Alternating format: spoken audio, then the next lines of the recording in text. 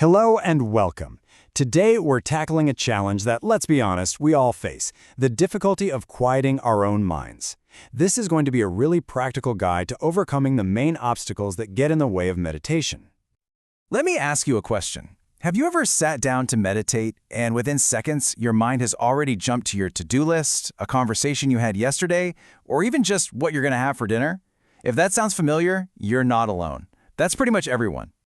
In fact, the source materials we're drawing from describe this whole process as a battle against the tendencies of our own mind. But here's the good news. Every battle needs a battle plan, and today we're going to walk through that plan step by step. So, what exactly is meditation? Let's start right there, because most of the time we make it out to be way more complicated than it actually is.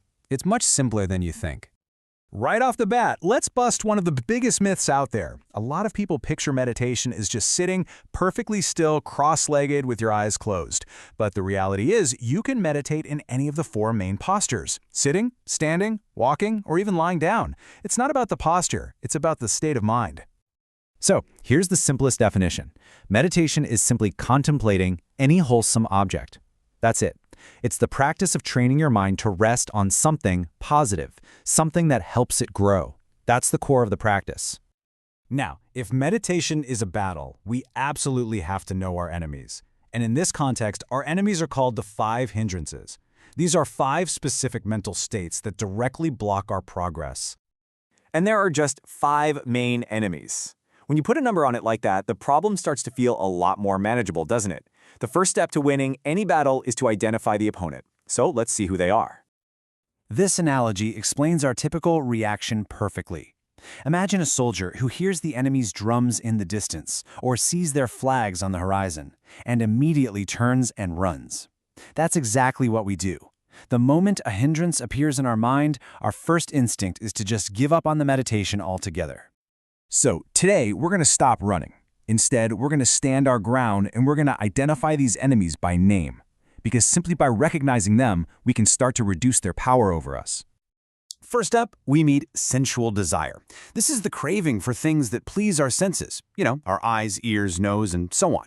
It's like the outside world is constantly pulling our mind outward, away from our point of focus. And what does this actually feel like when you're meditating?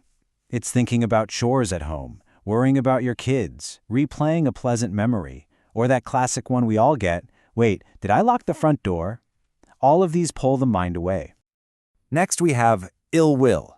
This one covers the entire spectrum, from slight annoyance and irritation all the way to intense anger and hatred. Any thought rooted in aversion or conflict falls under this category. And this can be triggered by the smallest things, right? Like getting angry when a mosquito bites you, or when you suddenly remember something someone did that wronged you, and that old anger flares up. Even just the frustration when your phone rings and shatters the silence. Our third enemy is sloth and torpor. This is that heavy, dull, sinking feeling in the mind and body. It's a mental and physical laziness that feels like a thick fog, making it impossible to apply any effort.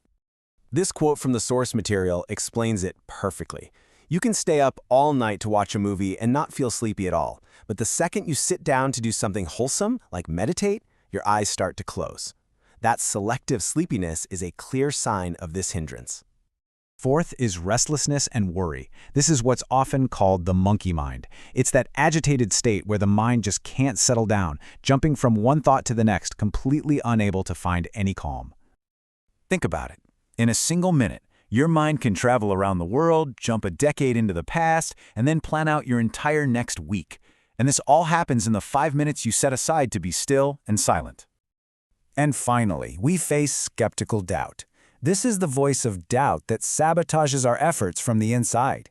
It raises questions about the practice itself, about the teachings, or even about our own ability to succeed. This doubt sounds like this in our heads. Is this really going to work?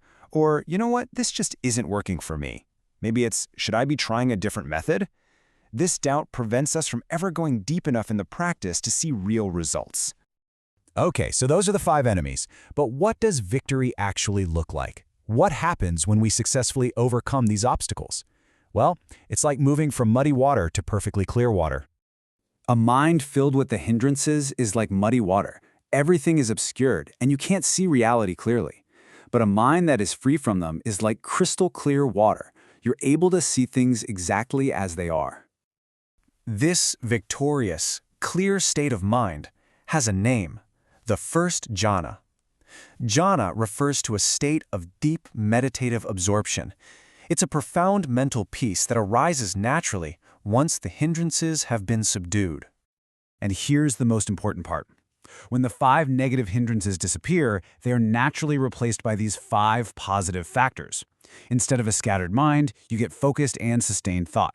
Instead of ill will, you feel joy and happiness. And instead of doubt, you develop an unshakable, one-pointed concentration. It's a complete internal transformation. So, we've seen the battle plan, we've identified the enemies, and we've seen what victory looks like. Now there's only one question left. Knowing the path, are you ready to win the battle in your own mind?